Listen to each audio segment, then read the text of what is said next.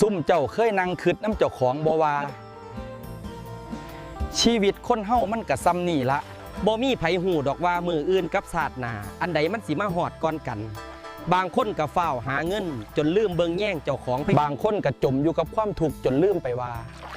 รอยยิ้มเจ้าของมันเคยงามปานใดฟังเด้อพี่น้องอย่าไปแข่งบุญแข่งวาสนากับไผ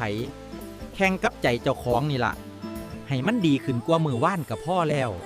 ความทุกข์น่ะมันก็คือฝนตกมาแล้วมันก็เศร้า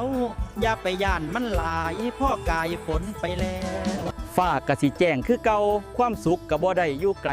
ย่ามกินข้าวแซ่บย่ามได้นอนอิ่มย่ามเห็นคนที่เฮาฮักยิ้มได้นั่นล่ะคือที่สุดของชีวิตแล้วอย่าสิลืมฮักเจ้าของให้หลายๆแพงเจ้าของให้